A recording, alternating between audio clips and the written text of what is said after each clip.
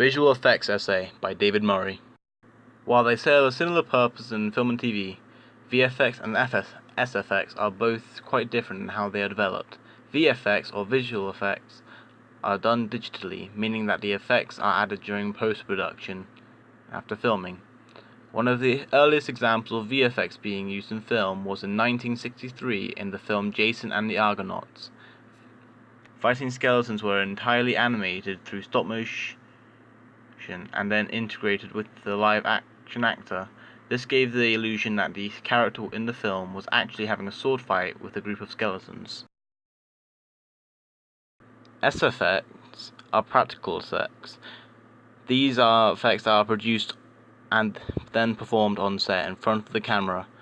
These effects are performed less frequently in recent times. This is due to them being more expensive to do and more difficult to get right than doing effects digitally.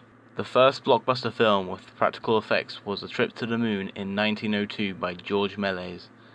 In this sci-fi movie, a miniature of the moon was used to show a crash landing of a spaceship.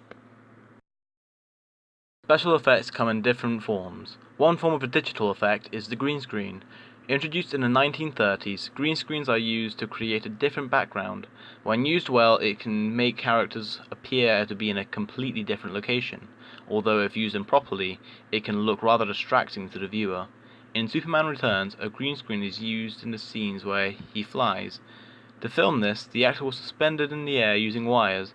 A hairdryer and two men in green morph suits flapped his cape, making it seem like he was flying in the air and his hair and cape were being affected by the wind.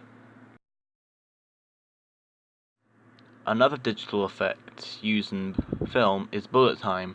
Made popular by the movie The Matrix, the effect makes time to appear slowed while the camera moves at a normal speed. This is used to either show movement that is usually too fast to see, or to simply make the scene more impressive. This is most easily done in animation, for example Shrek. The reason it is easier is that the camera is virtual and, as a result, it is not affected by real-life physics.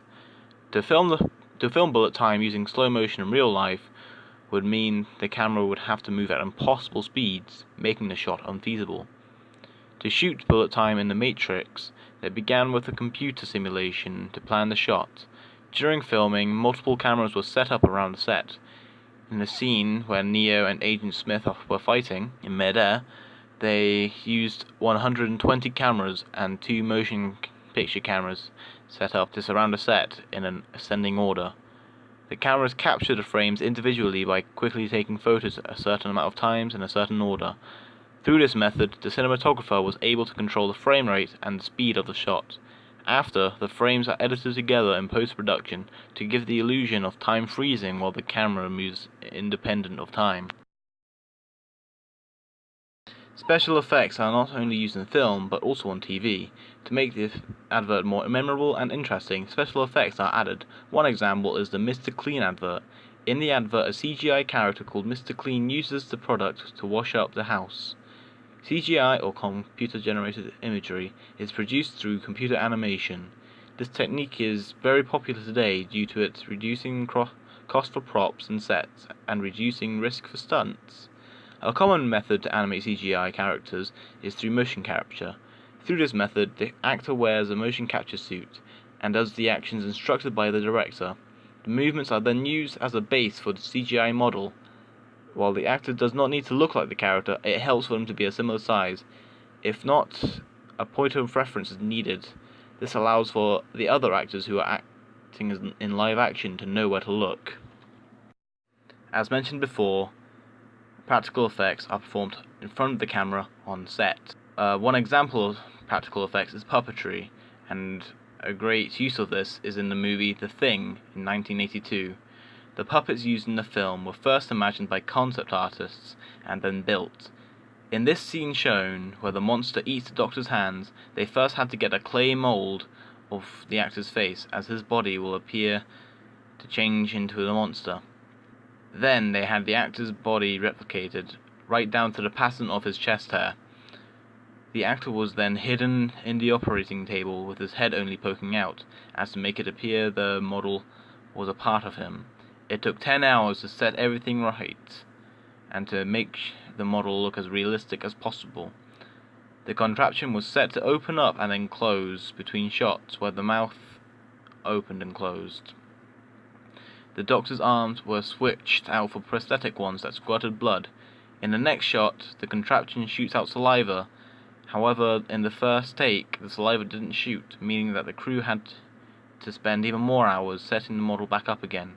While in the end product, the effect looked great and was presented well, it took a very long time and was also very costly. Music videos also use special effects. The video to Long Road to Ruin by the Foo Fighters used pyrotechnics.